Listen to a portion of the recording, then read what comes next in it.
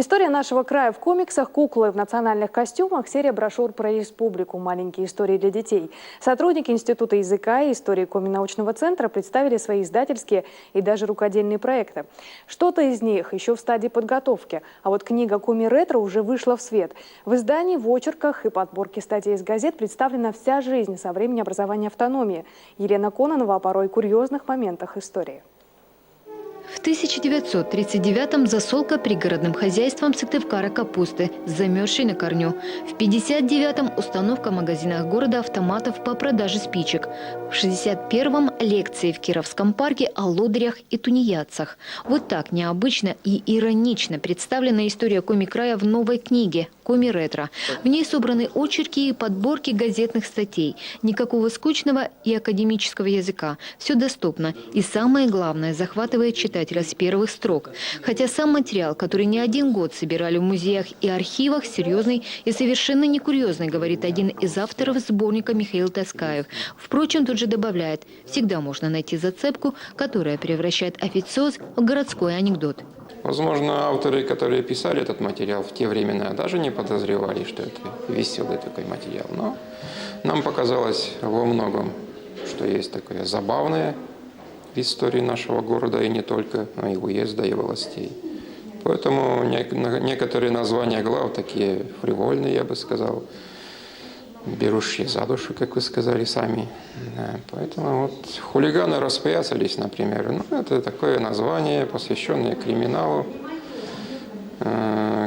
который процветал, по выражению тогдашних газетчиков, в областной столице. И на самом деле, в сравнении с нынешним валом криминала, это было просто шалостями местных хулиганов. У Коми-ретро только один недостаток, говорят авторы – тираж. Всего 1000 экземпляров. Книги разошлись так быстро, что для презентации пришлось просить несколько экземпляров уже из книжного магазина. Впрочем, на очереди новый проект. Сегодня идет работа над историей в картинках. Таким образом, ученые решили поиграть словами «коми» и «комиксы». Я подумал, что совершенно же, когда мы говорим о коми-истории, в туне пропадает слово «комикс», да, которое начинается с «коми». Вот, поэтому мы решили его так немножко обыграть, и рабочее название придумали «История комикс». История коми в картинках и сказаниях. Вот, посмотрим, что из этого получится. Это уж точно, так сказать, адресовано, так сказать, всем возрастным категориям. Вот, мы надеемся, что это будут картинки такие немножко с юмором.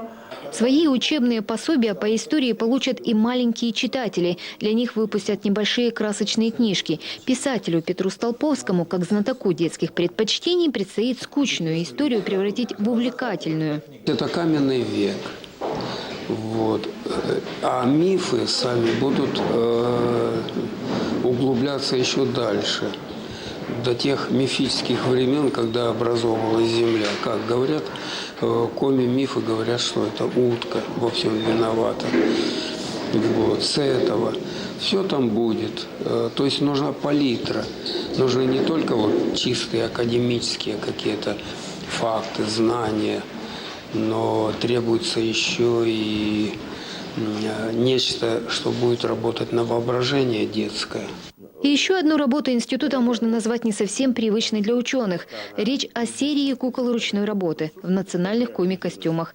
Первая в платье Прилузия уже вышла в свет. Купить ее вряд ли удастся. Заказано всего 10 экземпляров. И получить эксклюзивный подарок смогут разве что гости наших ученых.